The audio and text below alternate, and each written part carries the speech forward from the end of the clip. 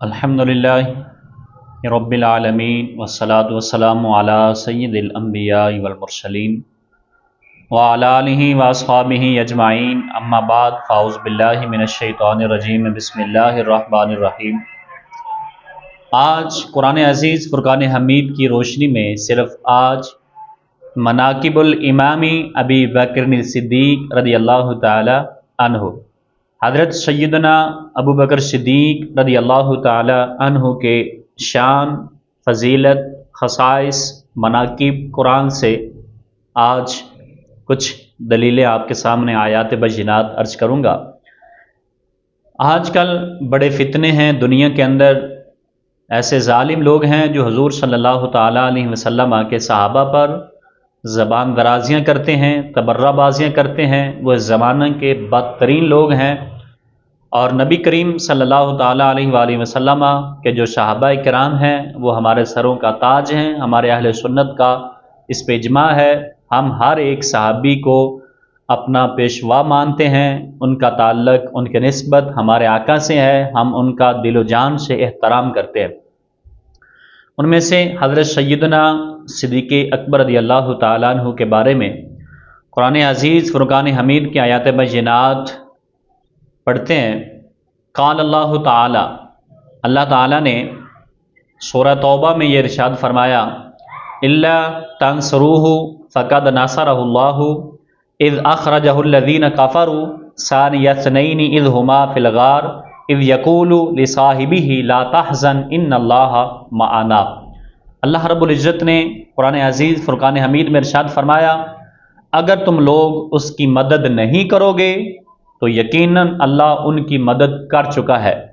جب اسے کافروں نے نکالا اور وہ دو میں سے دوسرا،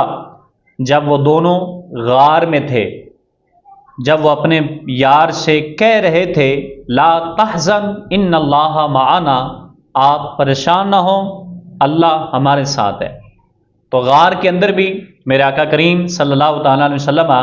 کہ صحابی حضرت ابو بکر صدیق رضی اللہ تعالیٰ عنہ تھے، اور ان کو اللہ نے قرآن کے اندر صاحب کا فرمایا ہے، یعنی آپ کی صحابیت قرآن سے بھی ثابت ہے۔ اگلی ایت مقدسہ، وقال، اللہ نے ارشاد فرمایا، لا یستوی منکم من انفق من قبل الفتح وقاتل اولئک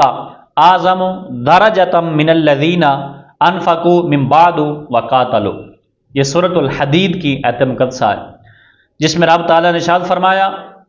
اور فرماتا ہے، تم میں سے جن لوگوں نے فتح مکہ سے پہلے اللہ کی راہ میں مال خرچ کیا اور اللہ کی راہ میں جنگ لڑی، فرمایا ان کا درجہ بہت بلند ہے۔ اس کے بعد خرچ کرنے والے اور جنگ لڑنے والے ان کے برابر نہیں ہو سکتے۔ جنہوں نے فتح مکہ سے پہلے ایمان لائے اور اللہ کی بارگاہ میں جہاد کے لیے حاضر ہوئے، فتح مکہ کے بعد جو لوگ ایمان لائے یہ برابر نہیں ہو سکتے، ان کے درجے بہت بلند ہیں۔ تیسری آیت مقدسہ جس میں رب تعالیٰ نے فرمایا، والذی جاء بالصدق وصدق بہ اولئک ھم المتقون، فرمایا وہ جو صدق کے ساتھ آیا اور وہ جس نے اس کی تصدیق کی، فرمایا اولئک ھم المتقون، فرمایا یہی سب سے متقی ہیں۔ تو یہاں سے بھی سچ لانے والے ہمارے آقا کریم صلی اللہ تعالی وسلم ہیں، اور آپ کی تصدیق کرنے والے جناب سیدنا صدیق اکبر رضی اللہ تعالی عنہ ہے۔ اور پھر اگلی آیت مقدسہ اور پھر اس کے اندر قرآن و حدیث کی روشنی میں آپ حضرت سیدنا صدیق اکبر رضی اللہ تعالی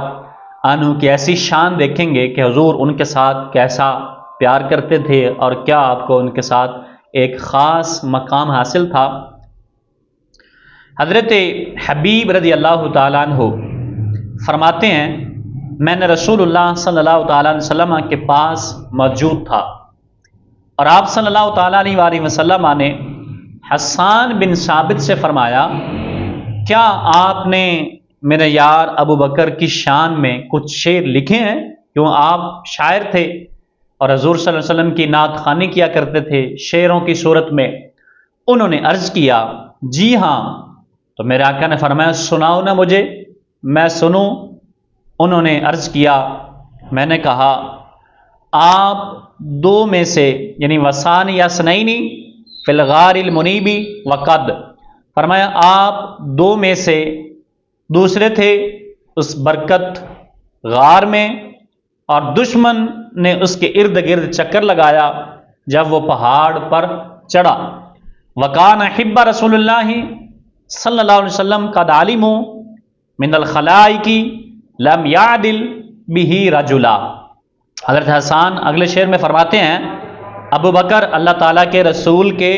محبوب تھے، اور لوگوں کو اس بات کا علم تھا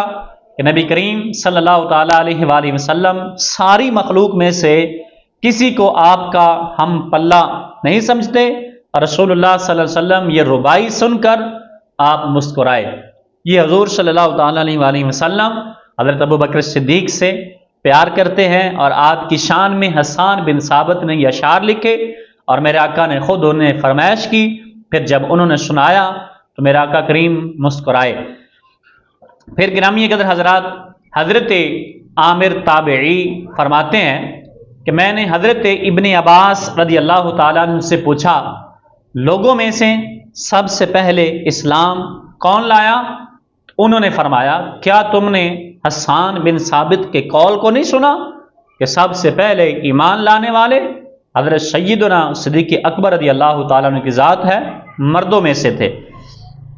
اور جب تم ارباب وفا کے داستان غم چھیڑو، اپنے بھائی ابو بکر کو ضرور یاد کرنا،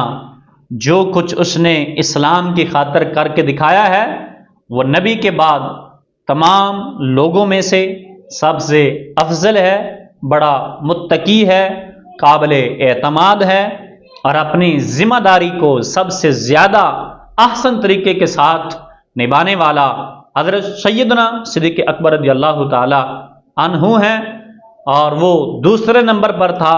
اور نبی کے پیچھے پیچھے چل رہا تھا، اس کی رسالت کی گواہی بڑی پسندیدگی کے ساتھ اظہار کر رہا تھا، رسولوں کی تصدیق کرنے والے پہلے لوگوں میں سے تھا۔ یہ قرآن اور حدیث مبارکہ سے حضرت سیدنا صدیق اکبر رضی اللہ تعالی عنہ کی یہ شان ہے، اور نبی کریم صلی اللہ تعالیٰ علیہ وآلہ وسلم نے فرمایا، یعنی جس کو بھی اسلام کی میں نے دعوت دی اس نے ٹال مٹول کیا، اس میں تردد کیا، اس میں تاخیر کے شکار ہوئے، فرمایا سوائے ابو بکر کے، جب میں نے اس کے سامنے اپنی نبوت کا ذکر کیا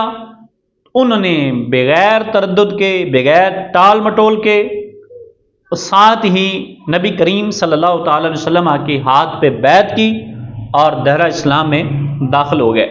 اب آخری حدیث مبارکہ آپ کی فضیلت کے حوالے سے عرض کرنا جا رہا ہوں۔